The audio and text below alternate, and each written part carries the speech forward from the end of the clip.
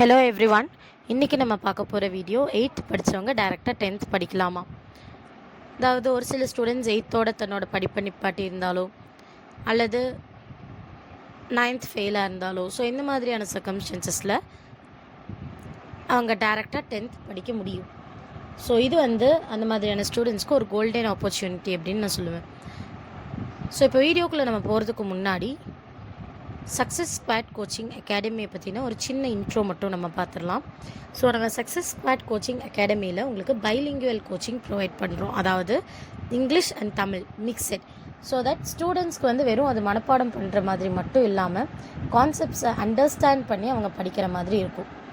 அது மட்டும் இல்லாமல் 5th 12th வரைக்கும் இருக்கக்கூடிய பசங்களுக்கு அது ஸ்டேட் போர்டாக இருக்கட்டும், சிபிஎஸ்சியாக இருக்கட்டும், ஐசிஎஸ்சியாக இருக்கட்டும், இல்லை என்ஐஓஎஸாக இருக்கட்டும், இந்த சிலபஸஸ்க்கு எல்லாமே நாங்கள் கோச்சிங் ப்ரொவைட் பண்ணிட்டு வரோம். அது மட்டும் இல்லாமல் spoken Hindi, spoken English grammar and also இந்த தக்ஷிண பாரத் ஹிந்தி பிரச்சார் சபாலேருந்து கண்டக்ட் பண்ணக்கூடிய ஹிந்தி எக்ஸாம்ஸ் பிராத்மிக்லேருந்து ஸ்டார்ட் பண்ணி பிரவீன் வரைக்குமே இருக்கக்கூடிய எக்ஸாம்ஸ்க்கு நாங்கள் கோச்சிங் ப்ரொவைட் பண்ணிகிட்ருக்கோம். அது மட்டும் இல்லாமல் இப்போது 10th 11th அண்ட் 12th படிக்கக்கூடிய பசங்களுக்கு ஸ்பெஷல் கோச்சிங் ப்ரொவைட் பண்ணுறோம். லைக் அவங்களுக்கு இண்டிவிஜுவல் சப்ஜெக்ட்ஸ்க்கு நான் நோட்ஸ் ப்ரொவைட் பண்ணுறதாக ஆகட்டும், ப்ராப்பர் கோச்சிங் ஆகட்டும், வீக்லி டெஸ்ட்ஸ் ஆகட்டும், doubt clarification sessions, revision test, model exams, இந்த மாதிரி மல்டிபிள் அட்வான்டேஜஸ் அவங்களுக்கு நாங்கள் ப்ரொவைட் பண்ணுறோம். இங்கே உங்களுக்கு கோச்சிங் ப்ரொவைட் பண்ணக்கூடிய ஃபேக்கல்ட்டிஸ் எல்லாருமே அந்தந்த இண்டிவிஜுவல் சப்ஜெக்ட்ஸில் வெல் எக்ஸ்பீரியன்ஸ்டாக இருப்பாங்க. And also subject matter experts தான் நம்மளுடைய சப்ஜெக்ட்ஸ் எல்லாத்தையுமே ஹேண்டில் பண்ணுறாங்க.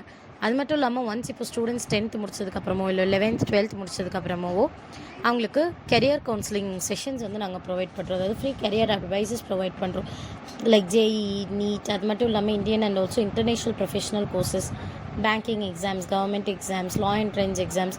இந்த மாதிரி வேரியஸ் ஃபீல்ட்ஸில் என்னென்ன ஸ்கோப் இருக்குது, அதுக்குண்டான வேல்யூ, அதுக்குண்டான டைம் பீரியட், யாருக்கு எந்த கோர்சஸ் உங்களுக்கு சூட்டபுளாக இருக்கும், இந்த மாதிரி உங்களுக்கு ஃப்ரீ கெரியர் அட்வைசஸும் ப்ரொவைட் பண்ணுறோம்.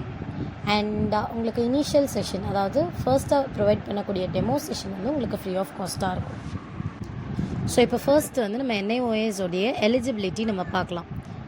ஒரு ஸ்டூடெண்ட் அவங்களோட 8th முடிச்சிருந்துருக்கணும். அண்ட் அது மட்டும் இல்லாமல் அவங்க 14 வயசு முடிஞ்சவங்களாக இருக்கணும். அண்ட் தென் இப்போ என்ஐஓஎஸில் 10th ரெஜிஸ்டர் பண்ணுறதுக்காக உங்களுக்கு 3 வழி இருக்குது. ஃபர்ஸ்ட், அதாவது ஸ்ட்ரீம் 1 பார்த்திங்கன்னா செகண்டரி கோர்ஸ் லேர்னர்ஸ்க்காக. Second stream 2. Students like 9th exams அந்த மாதிரி ஃபெயில் ஆகிருந்தாங்க, இல்லை 10th எக்ஸாம்ஸ் ஃபெயில் ஆகிருந்தாங்கன்னா அந்த மாதிரியான பசங்களுக்கு stream 3 NIOS on demand 10th exams. Next NIOS admissions பற்றி நம்ம பார்க்கலாம். இந்த அட்மிஷன்ஸ் உங்களுக்கு வருஷத்தில் 2 பிளாக்ஸாக நம்ம பிரிக்கலாம். ஃபர்ஸ்ட் ஏப்ரல்லேருந்து நவம்பர் வரைக்கும், செகண்டு டிசம்பர்லேருந்து மார்ச் வரைக்கும். இந்த 2 பிளாக்ஸ்லையுமே பார்த்திங்க அப்படின்னா உங்களுக்கு எக்ஸாம்ஸ் நடக்கும். நெக்ஸ்ட் இப்போ நீங்கள் கேட்கலாம், லைக் ஃபீஸ் அதிகமாக இருக்குமா என்ன அப்படின்னு பார்த்தீங்கன்னா, ஃபர்ஸ்ட் இப்போ நம்ம அப்ளிகேஷன் ஃபீ அப்படின்றது எடுத்துக்கிட்டிங்கன்னா, ஓபிசி அல்லது ஜென்ரல் கேட்டகரியை பொறுத்த வரைக்கும், ஓபிசி அண்ட் ஜென்ரல் கேட்டகரியை பொறுத்த வரைக்கும் மேலுக்கு 1800 நீங்கள் பே பண்ணுற மாதிரி இருக்கும் அப்ளிகேஷன் ஃபீஸ். இதே ஃபீமேல்ஸ்க்கு பார்த்தீங்க அப்படின்னா 1450 இருக்கும்.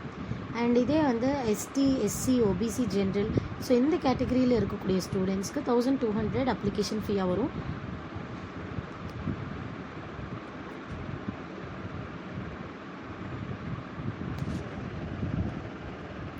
இன்றைக்கி வீடியோவுக்கு அவ்வளோதான். Take care all of you. Bye. Have a nice day.